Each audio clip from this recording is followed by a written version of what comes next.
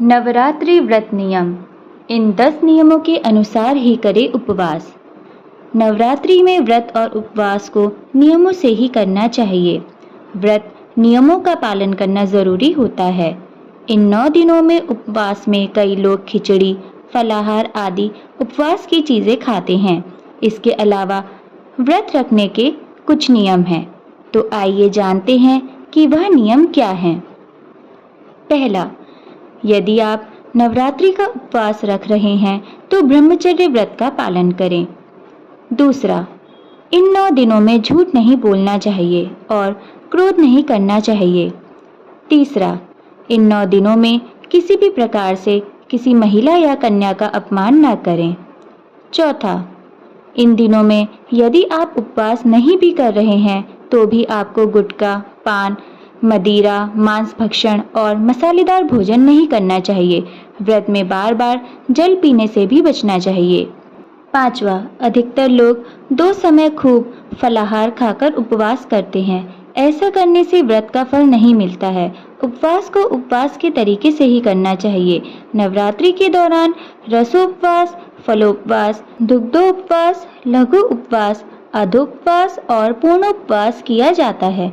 जिसकी जैसी क्षमता होती है वह वैसा उपवास करता है। छठा, व्रत में यात्रा, सहवास, वार्ता, भोजन, गाली गलौज आदि त्याग कर नियम पूर्वक व्रत रखना चाहिए तो ही उसका फल मिलता है, परंतु कई लोग ऐसा नहीं करते हैं। सातवां, अशौच अवस्था में व्रत नहीं करना चाहिए। जिसकी शारीरिक स्थिति ठीक ना हो, व्रत करने से उत्तेजना बढ़े और व्रत रखने पर व्रत भंग होने की संभावना हो तो उसे व्रत नहीं करना चाहिए। रजस्वला स्त्री को भी व्रत नहीं रखना चाहिए।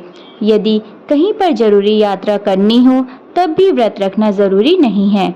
युद्ध की जैसी स्थिति में भी व्रत करना मना है। आठवां, माता जी का व्रत रखकर शास्त्र सम्मत विधिवत पूजा अर्चना करना चाहिए। व्रत को बीच में ही तोड़ना नहीं चाहिए। यदि कोई गंभीर बात हो तो ही माता से क्षमा मांगकर ही व्रत तोड़ा जा सकता है। नवा, अधोपवास अर्थात यदि एक समय भोजन करने का व्रत ले रखा है तो यह भी जानना जरूरी है कि भोजन में क्या खान पान करना चाहिए और क्या नहीं। जैसे नवमी के दिन लौकी नहीं खाते हैं। 10वां, सप्तमी, अष्टमी या नवमी के दिन व्रत का पारण कर रहे हैं तो व्रत का उद्यापन जरूर करें और 9 कन्याओं को भोजन कराकर उन्हें दक्षिणा देना चाहिए, तभी व्रत का फल मिलता है। अगर आपको यह जानकारी उचित लगी हो तो हमारी वीडियो को लाइक कीजिए और चैनल पर पहली बार आए हैं तो सब्सक्राइब करना ना भूलें। धन्यवाद। आपका दिन शुभ हो। जय माता दी।